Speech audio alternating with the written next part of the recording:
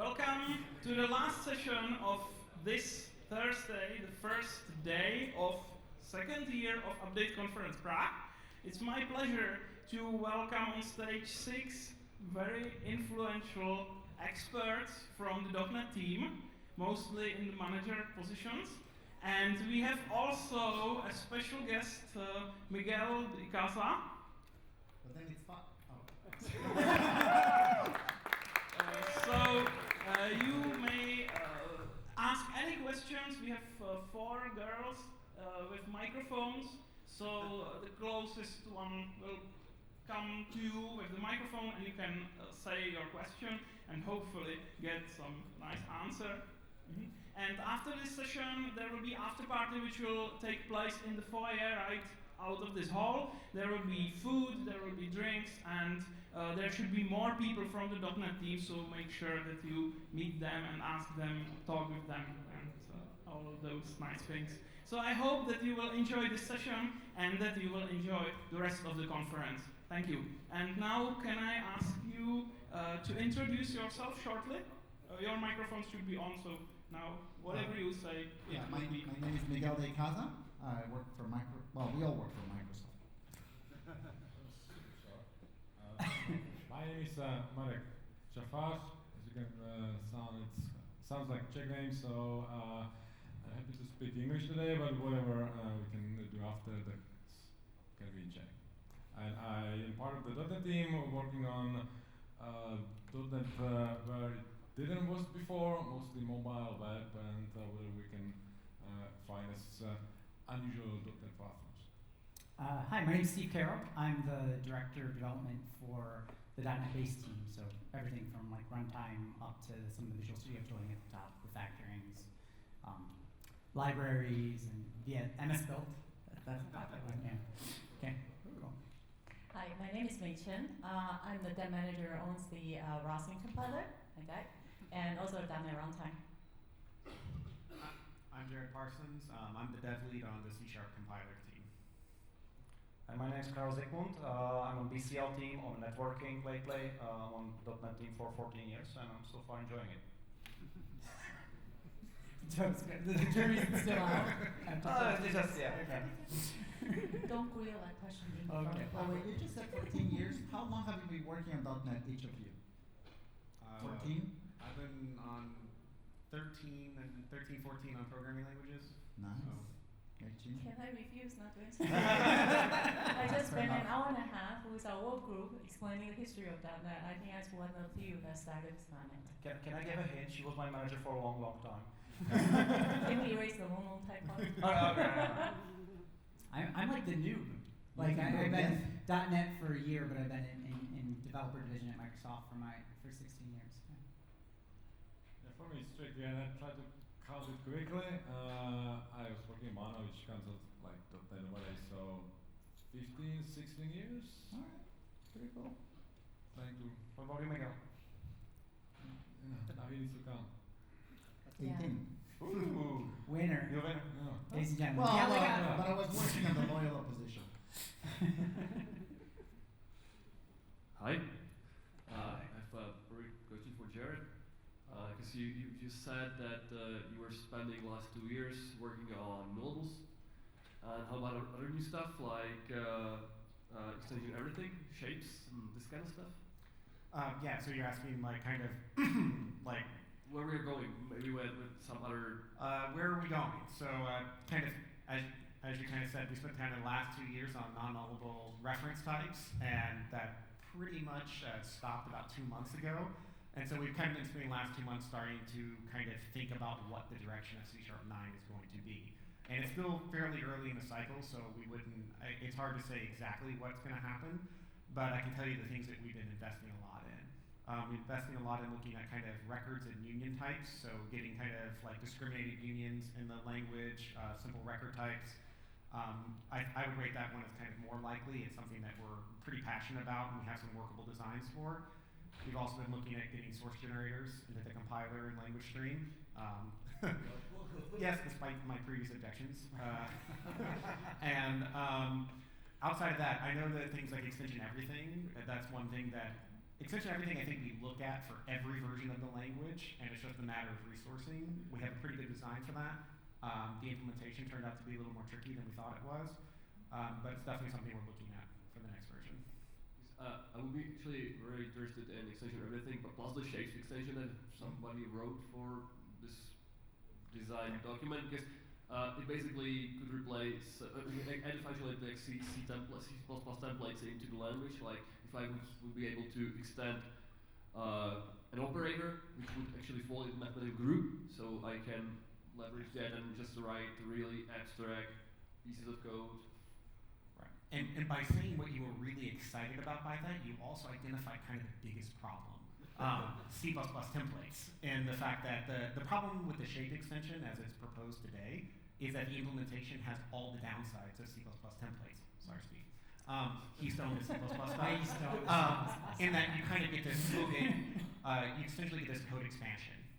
Because it instead of having like generics today, where we can generate one implementation for all reference types with shapes, every implementation is a different code gen Now stack. let me ask that question here. Is this about being able, did you say groups? Did I get this right, that you're trying to write generic code that works with math operations? Yeah. Oh, because Actually, I wanted also to extend, maybe I have a system type that I want to use in a specific way, and I cannot extend it because I don't have the possibility to do it. There's two things here. I mean, Jared and I, we just discussed that because of another project we're working on, and I think, I don't know where the shape is, but I know what I would like for my other project, which is, we would like to have static methods on interfaces, so that I could say, any classes that implement this interface need to have an operator plus, operator minus, multiplication, division, and another sub-interface would have, for example, you have like an iReal data type, right, that has its operations, and then you would have like an iReal, well, it's more complicated than that. The name, I'm gonna get the name wrong, but you wanna have like sine, cosine, tangent, and all these things. And we need this for another thing, and I think that implementing static methods in the compiler runtime is both a simpler problem and better understood than shapes. So, I mean, I looked at the shapes thing a year ago and I was like, huh? I mean, I read it 3 times, and if you asked me a week later what it was, I couldn't describe it. That was my problem with that proposal. Yeah, and I think ultimately, like, I had some of the same feedback with shapes when I read it. And I think what shapes is going to come down to is it was a great way to get people talking about a certain class of problems, and static interface methods and how to implement those on types and constrain against them. That's one thing that people have come out of it. And there's been a bunch of other proposals where we're like, okay, we get the idea here, but how can we implement it in like kind of a more palatable way? Thank you. Mm-hmm. Hey Jared, how would you tell people to kind of follow along at home? Is there an easy way for people to like, I know we put like the LDM stuff out pretty publicly. Is there like a good opportunity to tell people about? Sure. So the best way to follow along, especially if you're interested in a particular proposal, unwatch the C#Lang repo and then watch the issues that you care about. That way your inbox will be beautiful instead of a hot mess. And also, we do post, so we have the C# language design meetings. They happen about twice a week, about 2 hours scheduled, 3 hours in reality. And we're very diligent about posting notes from every meeting to the repo. And so you can either look for the pushes to the repo, or you can look for, we create an issue every time to kind of put the notes and the discussion.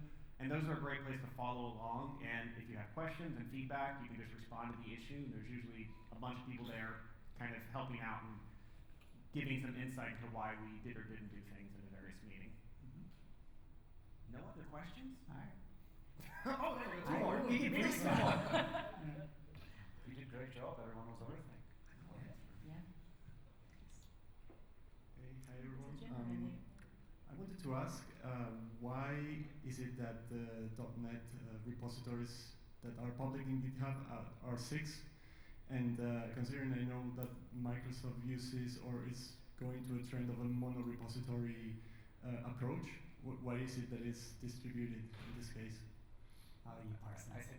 I didn't quite. Why do we have so many repos? I think is the Why do we have so many repos? yeah. Oh, so there's a really simple simple explanation for why we have the repo structure that we do and how we started out. And that's because when we decided to open source, we decided to ship our organizational structure. You're welcome. And that's basically like, if you reported, like if the CoreFX repo meant you reported to this guy, if you're in the Rosin repo, you reported to Matt Gertz, if you're on the runtime repo, it meant you reported to here. And so we shipped without thinking, and then years later, as we shipped all these repos, we said, okay, how do we build the product now? And it's like, okay, we have all these GitHub repos, and we're producing all these binaries, and we have this whole system behind the scenes for taking the binaries from this repo and moving it here. And so that's why we shipped the way we did. And the reason why we're collapsing some of these repos back together and creating, for instance, .NET Runtime, is because all that machinery behind the scenes to move the binaries, it's really expensive. And if you look at kind of like the developer workflow, like if you want to make a change to MS Core Lib, like if you want to extend some of our primitive types, there's no simple way to do that. You actually end up having to create like 3 PRs against 2 different repos. You have to wait a few days. You have to like bribe someone to get a build and push it from here to there. Or you can go and ask Stephen Toad very nicely if he can do it for you. That's a very effective way. And kind of moving back to these mono repos is basically just admitting, like kind of seeing all the problems that we've had for the last 5 years we've been in open source, and basically just trying to resolve them in a much simpler way. Right. So the reason is basically because you went open source. Otherwise, you would have opted another choice. No, I don't think it's that like they went open source. I don't think it's the open history? source. I think the history is more about like when you give a kid a toy and you never play that Yeah. toy, you're going to do a you think you can do cool thing with it, right? We come from closed source. We come from a place that we are a single source depot, resource source control. And we go out and say, oh, this is really cool. And we went out to the open source ecosystem and say, most repo are actually really small. Maybe small is good, and then maybe more number is good, because we think about small components. It's easier to build and move around, but we did not think about product construction. Because product construction tend to go to the later product cycle when you try to bring things together, and that's where the problem starts to manifest itself, right? The problem started to manifest when people went on vacation. And then we found out the first time we figured out why product construction was hard was over one summer when we were trying to ship .NET 1.1. Yep. We had to delay it, I think, about a month because it's the summer and people went on vacation. And when they left, we found out, well, how do we get the bits from here to here? And it's like, oh, well, that guy did it, and he's not here right now. And so then we automated it, and then automating it. Yes, I think the key thing here is that when your complexity was keeping in the human's brain, not documented, not automatic, like flowing in the things, it just won't work. And when we design this, we just think about the components dependency was the last thing that we thought about as well. Yeah, so we made a mistake. So how I like to think about it actually as well is that when we originally designed so many repos, we optimized for the developer experience, developer cycle, which is awesome. But there's the ship cycle, and those two things don't agree quite well. I think the extreme case was the ASP.NET repos were spread over like 120, and then last year we moved it down to 5. And they were happier. Yeah. Great, thank you very much. Hello, I have a question about the Xamarin Android. What about the future of ahead of time compilation? For example, will be out in .NET 5, or what will be this kind of stuff? So we support AOT compilation for Android. Yes, it's already there. So what is the question? Full IoT, not just profile IoT. Oh, full AOT versus the other one? It's a flag, so we can do it. Full AOT comes with some downsides. It generates, for some scenarios, slower code. So, I mean, I guess if you want it, we can. Yeah, I mean, we have an experimental flag. It generates. There's some scenarios that full AOT does not have information at compile time. I think it's virtual generic methods and a couple of other things. And there is not enough information at compile time to generate good code. So what you end up doing is behind the scenes, we end up with little loops that copy arguments that are very inefficient. So on Android, what you really want is to have as much AOT as you can, and for these methods that you can determine statically, just JIT those ones, and then you get efficient code. But I guess if you want an efficient code, Well, we it can do depends. that. I'm curious. What is the reason? You know, what is the motivation? Protection. He wants. I bet you Good. he doesn't want decompilation, right? Yeah, exactly. All right. Let me get my laptop and put it in Yeah. the backlog. No, So, I mean, the NSA, the American NSA, you know what that is? No, does not exist. Can you hear me? The is anybody NSA, else nervous at this point? the NSA just released a tool called G-Hydra, which is probably the best decompiler and disassembler in the world, and it's open source, and it's free. It's better than IDA Pro, in my opinion. I used to use IDA Pro in my previous life, and now the NSA has given the world this gift, which essentially, you know, it's like open sourcing everything. So I don't know that negative compilation really saves you from the NSA and G-Hydra. Okay, thanks. So my take is, if you have secrets to keep, you have to keep them on the server side. I mean, that is my take. You should never have keys on your client. You should negotiate that. You should have public cryptography, public tokens, and exchanging for real tokens. And yes, if you have valuable IP, I can understand being a problem. Now, our enterprise product has a checkbox that sort of scrambles it. But again, there's nothing you can do against G-Hydra. Sorry about that. Yeah, that. Follow-up question. How about iOS and this AOT problems that you just talked about? It means that they're there. Yes, You cannot just work around that. that is true. You cannot work around that. That is true. There's no way of generating code on iOS. The operating system prevents that for security purposes, and so we do have to generate that slower code path. So the reality is, don't do virtual generic methods. They show up. Typically, they show up. I'm gonna get blamed for this, but don't use dependency injection. Dependency injection is just it's a bad habit. It's not good for you. I know that you sound clever and smart, but it's just not good. It's just not good for your health. This is like not doing vaccinations and getting what is the other thing they're doing, like essential oils. I mean, don't do it.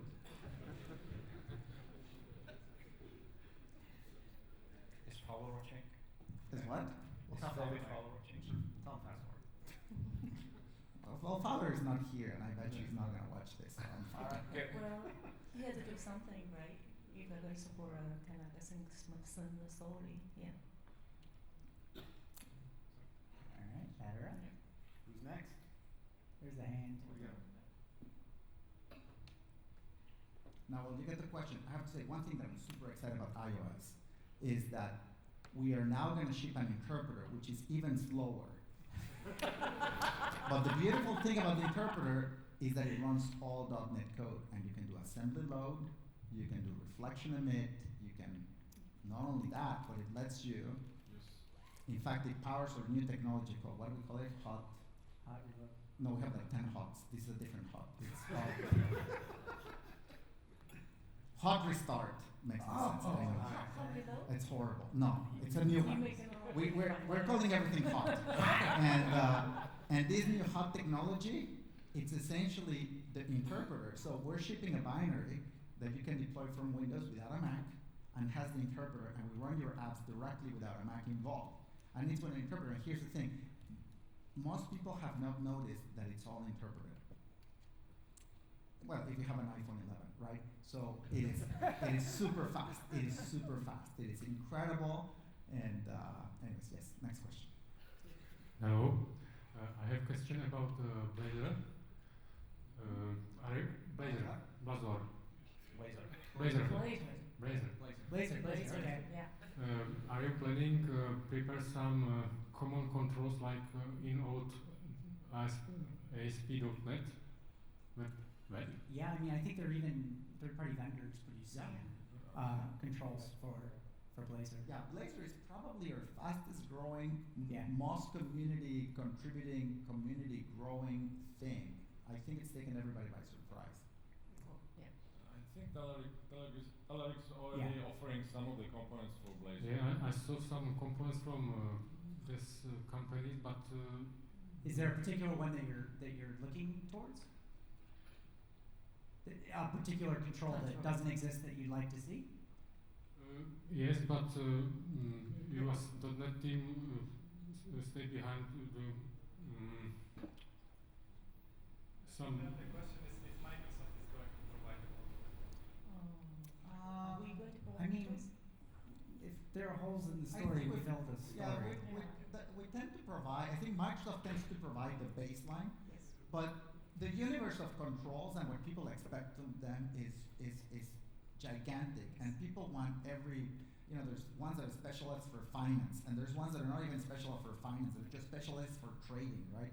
So it's difficult to build a general purpose thing that is useful for everybody, that is easy to use for everybody, right? The needs of a scientist are different than the needs of a trader or somebody in a store. So I think this is where the third-party vendors are super useful because they know their audiences, they update frequently, you have a dedicated channel to those vendors. And so I think Microsoft historically has only done the bare bones, right? The basics, and Yeah, then sure. Yes, because it's an ecosystem, right? It's a business, and there are business there for other people to make a business out of it. We never try to take over business. That being said, feedback is good. Yeah. If you feel that there's something missing from the core of the product, by all means, raise an issue so that we get a sense of what folks are really looking for. Like a need. Yeah. And even if we don't fill it, maybe the vendors can see our issues too, right? Or connect the dots and Yeah. pass the information through, right? Yeah. Yeah. Thank you.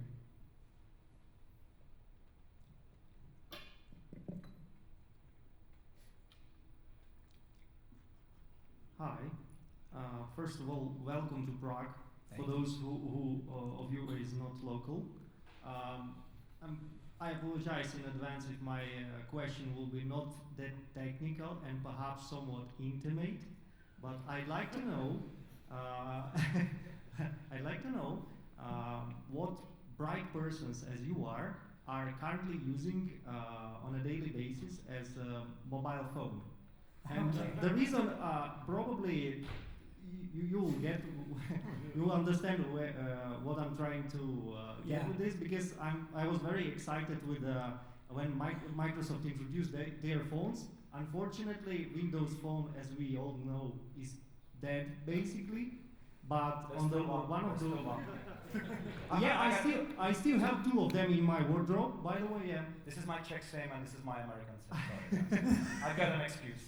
Yeah, so basically this is the question that what kind of mobile phone you currently using right now?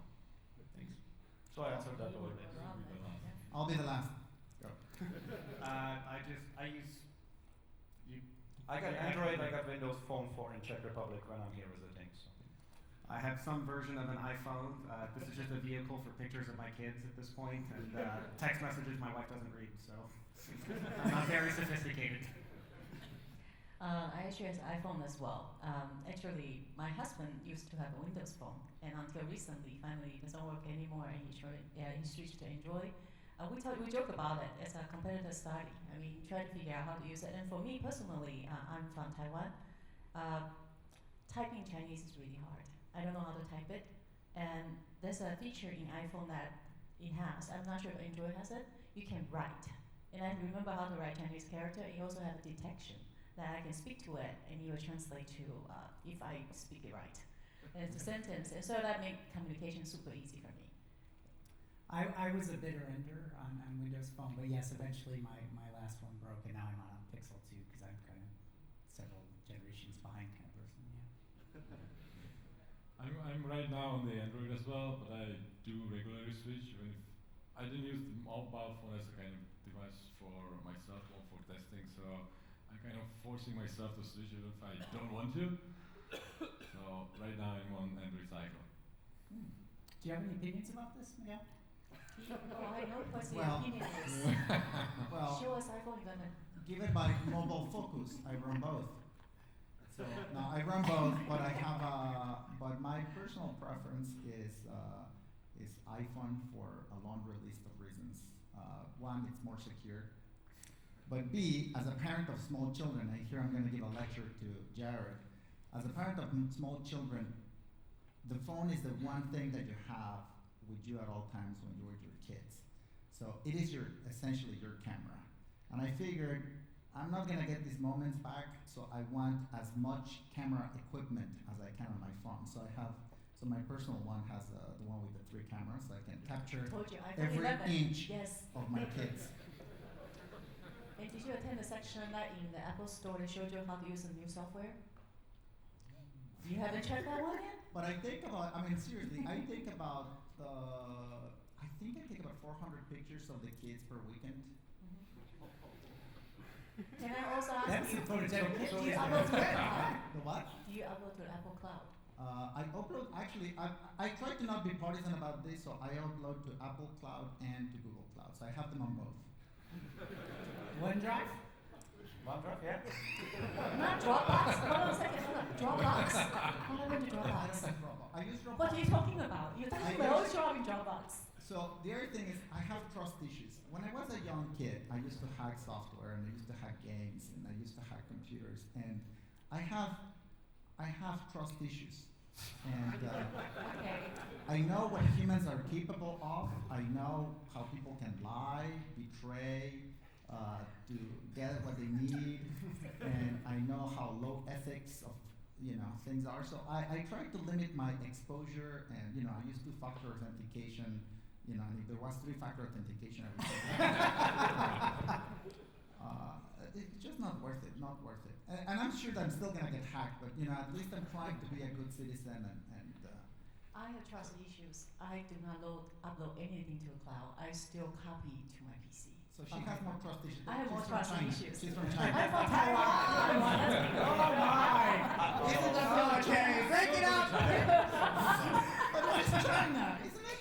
I think we have a several conversation afterward. That's okay. We'll work on it. We have been working on it. In Mexico, they teach us is the big China and the The spin-off small China. China, okay? It's like a spin-off, right? No, I learned history. Great. You're not helping. It's okay. I'm And this learning is how to why teach history. this is why There's there's a a trust collection of issue here. countries. This is why there's a collection of countries I cannot visit anymore.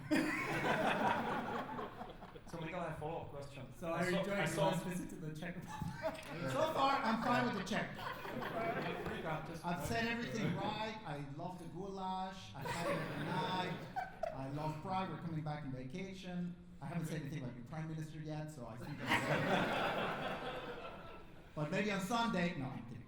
Okay, Follow-up question. So I saw on Twitter actually you buying the phones in bulk. What's up with that? What?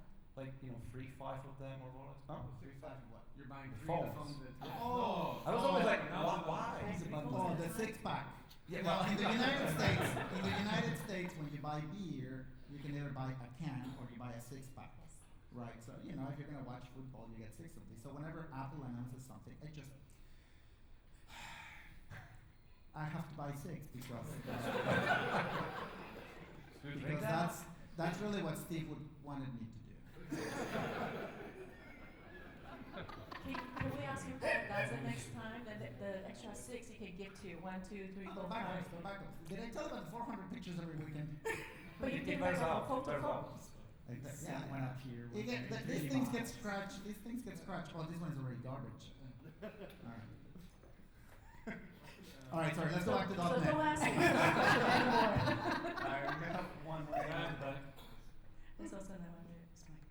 Hey, guys, sorry to get technical after we were so fascinated by cell phones, but I wanted to ask about shimming feature when you call .NET Framework targeted assembly from .NET Standard targeted one. Is there any performance penalty? No. How it works? Can you shed some light, really technically? Are you talking about when essentially you compile against net standard but run on .NET Framework? How does But that you work? reference .NET Framework library. I think the question goes down whether type forwarders have Yeah. any penalty. Yeah, so basically the way that the magic behind the shims is all what we would call type forwarders. You can actually like open, you have to, if you open up the assemblies in like IL Spy, you can basically switch it to IL and you'll see type forwarded to, and then it will essentially say like which assembly the type's with on. And the way net standard works is essentially we create a projection. You have like, I believe, where is like system link now? System link enumerable. That is currently in MS Corlin. It used to be. Yeah, but It's not. essentially what we do is we have all these DLLs, and as we decide for good and bad reasons, mostly bad, that we're going to move types between DLLs, we essentially, once we move a type, we leave what's called a type forward in the old assembly saying, hey, this type used to exist here, but now it's over there. That does create some penalty in that if you have a fully JITted scenario, you can end up loading one more DLL than you would strictly necessarily need just to follow the type forward. But that is a tiny, tiny thing that you're never actually going to see. You're scared. Yeah. At runtime, once it's running, it's gone. It's erased. It doesn't matter. But you certainly have to go to the disk and look for the assembly and say open, and that takes some, So one time and negligible. It's a one-time only. It's a it's a resolution. one-time only. Yeah, and if one day you trace an executable, if you trace an executable that prints hello world, you're gonna see bazillion opens. You're like, why is it doing all this garbage? Not .NET, just a plain C program, right? It's gonna open hundreds of files. Like, why is it doing this? Well, there's reasons. So the reality is, you probably won't notice it. So yeah, no. Measure first. Yes. Right. The WebAssembly gentleman in the third row.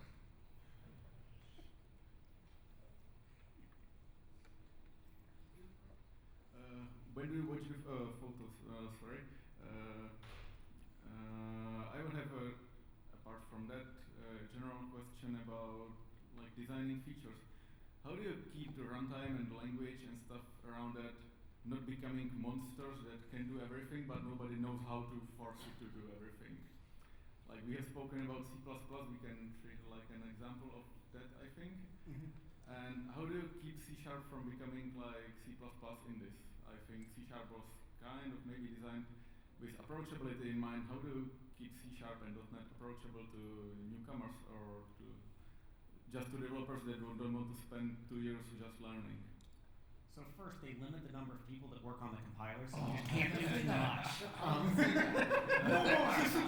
If we get too productive, they take people away to keep us in check. I have been meeting all the people all the time. That's really the I think a lot of it is really kind of a credit to the fact that, like, while we do kind of have a committee process for designing the language, we have a language design team, and there are a lot of members in there, and we have a lot of ideas. We invite people from all over .NET to come and like tell us what problems they're having. We talk about solutions. But if you look over the history of C#, there's really been kind of two people who were kind of in charge of the final product. You had Anders at the start, and now you have like Max Torchen. And I would say that the consistency and approachability of the language really comes down to kind of like their influence and their ability to kind of stand on top of all of the crazy ideas we bring them and say like, okay, this is a good idea, but we need to do this to kind of make it continue to fit into the language. And so the two of them done a real good job of kind of keeping some of our crazy ideas in check, keeping the big picture in mind, and really kind of hitting us over the head with keep it approachable, keep the look and feel in C#. We need to make people comfortable with all the changes that we're making. But I want to say something else about this because it's a dangerous idea that is out in the world that if you grow, you're going to become a mess like C++. And I think it's a dangerous idea because that is not the root of why C++ is so unpleasant. And if you read the book, The Evolution of C++ from Yarn, you've read that book, right? There's a chapter where he says, it's paraphrasing, you should read it because it's a really good book, but essentially it's like, listen, the parameter was, if it doesn't affect performance, it can go in, right? And that's what happened. It kind of grew in every direction without kind of having a good grasp or any limitation of what happened to the language. And some of the features do not really compose well in the hands of somebody that is not an expert, right? So the problem is that some of the features, they're great on their own, but when you give them to people that don't have the full scope of the language, they become dangerous and they become difficult to understand, difficult to know what's happening behind the scenes. I mean, to this day, I can't remember the 3 or 4 different kinds of copy constructors and rules for them. I don't remember them, right? And you can see that there are languages where they're dumping a ton of things in there, and you know it keeps growing. But it's as long as there's a focus on what is going to happen to the maintainability, what's going to happen to the understandability, right?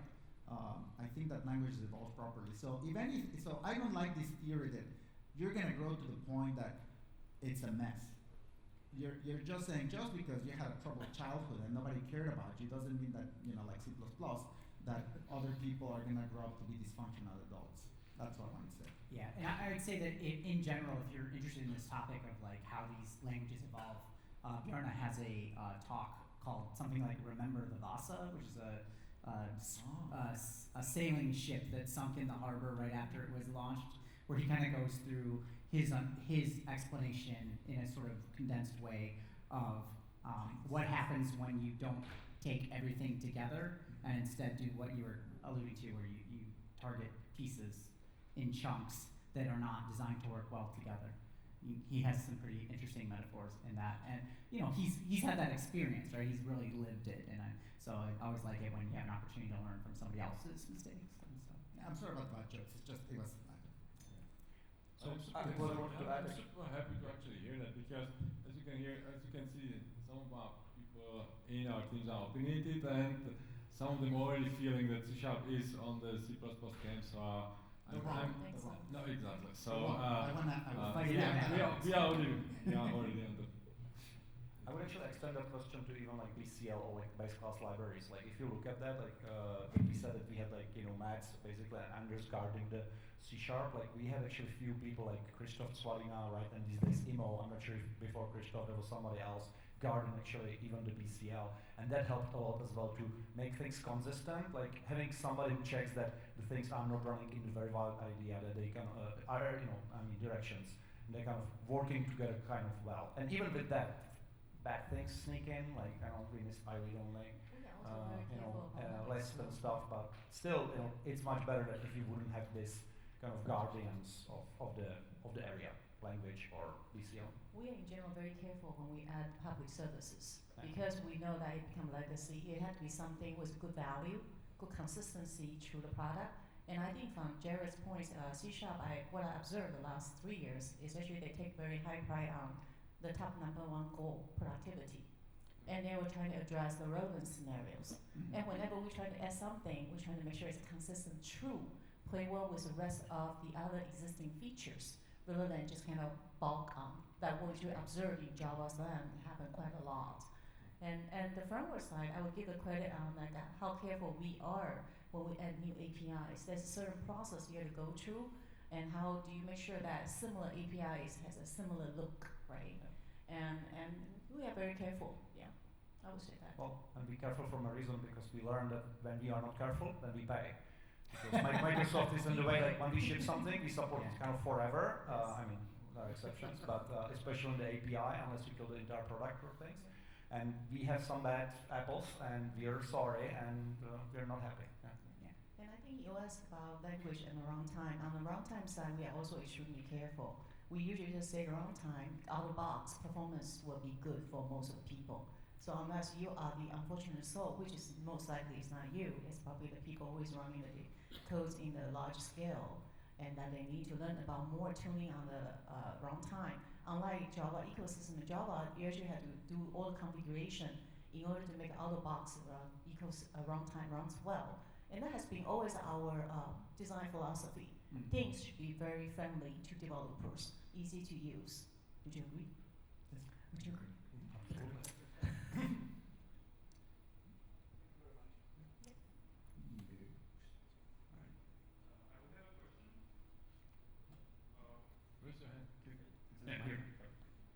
So I know naming is difficult, and I know Microsoft hasn't been the greatest at naming stuff. So I would like to ask about the new version of .NET. So you're calling it .NET 5. I've seen a bunch of people tweeting about .NET Core 5. What's the mono version that's coming up? I don't know. So how are you gonna refer to this? Is it all gonna be just .NET 5, or are we still going to separate the runtimes and stuff? .NET 5. .NET 5. There's on .NET. It happens that it supports multiple platforms, right? One .NET runs on Windows, Mac, Linux, Watch, supercomputers, all, right? It also happens that it has two runtimes, so you can choose the core CLR runtime, or you can choose the mono runtime. But it's .NET 5. Yeah. Now, I wanted to call it the .NETing, but they wouldn't call it that. So why we don't let you choose the name? We should blame him for all the other Yes. ones. All right. I got a question. Maybe this is like more question for Jared, because it is like basically I wanted to ask that why it is so different.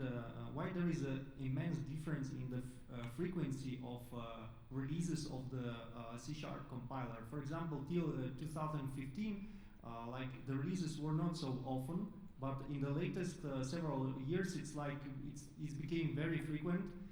This is the one question, basically, and the second one is if Microsoft has some sort of perhaps statistics of how many users are already using the latest version of it, and just sort of that information, basically statistics. Yeah. Okay.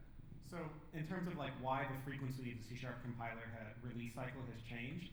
And that kind of really goes back to like, what is our shipping vehicle? So if you go back in the history of C# pretty much all the way up through kind of 2015, we released C# with Visual Studio. So if you had a new version of Visual Studio, pretty much every time you had a new major version of the C# compiler. So it's not so much a question of how often is C# shipping, it's how often is Visual Studio shipping. And frankly, Visual Studio was kind of like the big boy in the room. They would say, hey, we're shipping in 1 year, and we're like, okay, we got 1 year to like get the next version of C# out. Whereas now, when kind of we've like moved the focus to .NET Core, and we have like kind of that is where our innovation is, and that's where we're doing kind of all of our work across kind of the .NET group. That is kind of the barometer that we go for now, is we say that we kind of target our release cycle to sit on top of .NET Core. And you can see that like probably the biggest example of that is Visual Studio 2019. That was the first time that we've ever had a major release of the C# compiler come down in an updated Visual Studio. It wasn't Visual Studio 2019 RTM where you had C#8, it's update 3. And that is because it's just a reflection of where are we kind of doing our investment and where is the platform innovation happening. And the reason for the rapid releases is because .NET Core happens a lot more frequently. And also I think like we learned the hard way that if we let Visual Studio and Roslyn get out of sync, like you end up with situations where depending on what runtime you have, squiggles, and it doesn't make sense. And so the intention is that we'll continue to update quite frequently. I guess I can take the second half of the question. Yeah, the second half, which was about sort of usage. So I'll say I think that we very recently crossed the 1 million developer engaged mark for .NET Core. Relatively recently. The way it ends up happening is the long-term servicing releases are really important in terms of adoption because a lot of people wait sort of until we hit that. So 3.1 will hit its long-term servicing release on December 3rd. So we do expect quite a spike at that point. We do watch the mix between them. We saw a lot of people move off of 1.0 as soon as it went out of support. 2.1 is the most adopted one right now. 2.2 had quite quick adoption. We were pretty impressed. And 3.0 has been out since September, and I think we had like a 200% increase between August and September on the 3.0 releases as soon as we hit RTW, and I really do expect to see quite an uptick in December as well. It's going quite well. We have tens of percent month-over-month increases in users. It's quite healthy. We're very happy with how it's going. So So I want to do one more add-on actually to the first part of the question. What we did actually with .NET Core, we tied the compiler closer with the runtime, which enables us to do features like span and other things, which are crossing those two, and actually even BCL, which when we had it on the shipping cycle of Visual Studio was extremely difficult. Weren't you agree? Basically impossible. Yeah. Like we really, as you said, when we started doing the features where we tied to the runtime, it was no longer a question like, could we tick to the Visual Studio schedule? It's like, no, we can't. And we released, for instance, SpanFT, I think, kind of an update 2 of Visual Studio 2017. And could you imagine a scenario where the runtime's like, hey, we have support for span. Can you wait like a year before you get the C# compiler that comes with that? No, it was definitely like another year for the BCL. Yeah. So. Another thing I would stress is that the feedback that we got throughout the 3.0 cycle as we were landing Nullable really helped us to make that a better feature.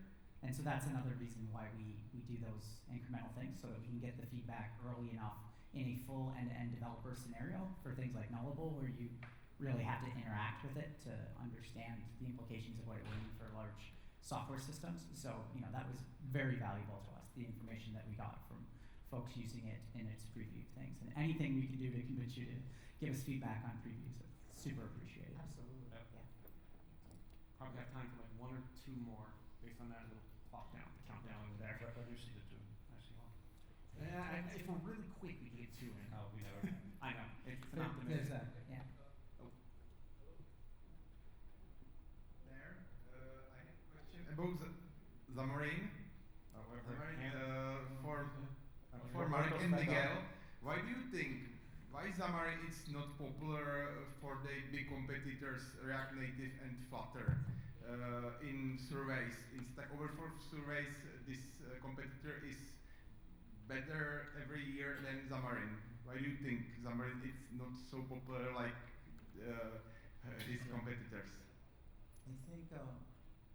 I think that React Native benefits from the JavaScript ecosystem. So I mean, that thing is just a beast. The Flutter is a surprising one, and I think the difference between Xamarin and Flutter has to do with 2 elements of the programming model. Xamarin surfaces either the native APIs or a XAML-based API. I personally like the native APIs, but most of our users use XAML, and I don't think that XAML is, in my opinion, that fantastic. What Flutter has done, and what React Native also has, and now Apple has it with SwiftUI, is a new programming model called MVU, Model View Update. And it's a new way of thinking about data flow in applications. It's a model that has been evolving. I think that the best implementation of this is in SwiftUI. It's probably the place where you can see the concepts more crisply. And we do not have an MVU framework yet for Xamarin. You can see a preview of what we're doing if you Google Xamarin Comment. So it's that model of programming, and I think that it's a lot nicer to use than XAML, right? So I think that's one of the elements. The other one is, for the longest time, and even today, we still do not have hot reloading capability, and we're working on that. But when you have hot reloading on React Native, which actually didn't quite work, and you have one that is fairly decent in Flutter, I think that a lot of people went to those platforms for those reasons. So those are 2 big problems that we're facing. Okay, that's connected to your previous, to the previous question. So it seems to me that this change of development, speed and what you do now, that's good for us. How does it affect Microsoft internally?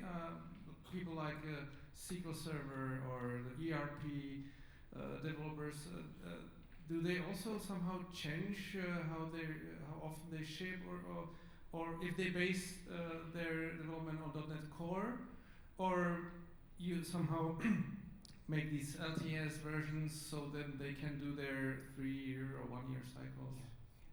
So we have a lot of engagement with first parties. It won't be a surprise to anyone to know that many many services inside, say, Azure are written in .NET code.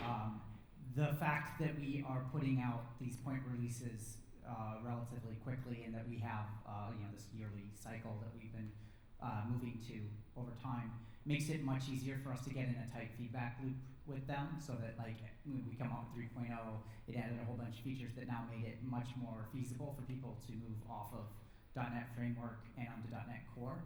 And then that allows us to have really tight access with them so that we can quickly iterate. And I think that's actually one of our major benefits, is that we can get in, if they're having a problem, we learn about it really quickly, and we can do a little bit more hand-holding because it's an internal thing where we don't have to worry as much about company-to-company NDA-ish kind of problems. So we use our first parties as our first and best customer to provide us feedback on what we're doing and to help prioritize. If we're building a cloud, right, a big giant world-scale cloud with .NET, that's a good source of information for us to help stay on the kind of bleeding edge of where the industry is going, and making sure that we can work at scale and those sorts of ideas.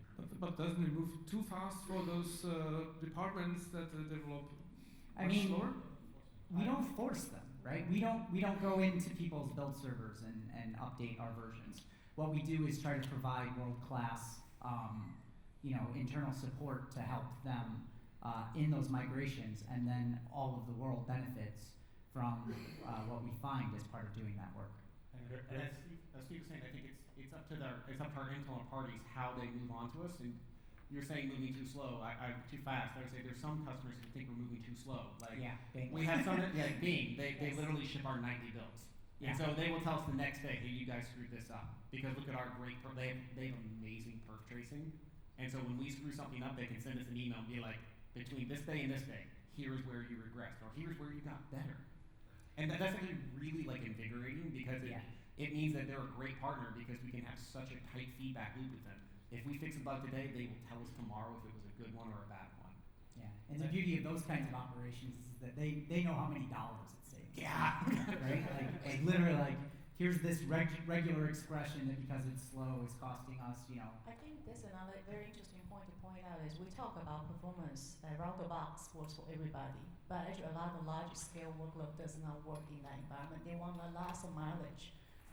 Desktop framework does not enable them to get that fast feedback loop and then get the benefit. In this particular case that they refer to in Bing, we actually have an architect on their side working on code base.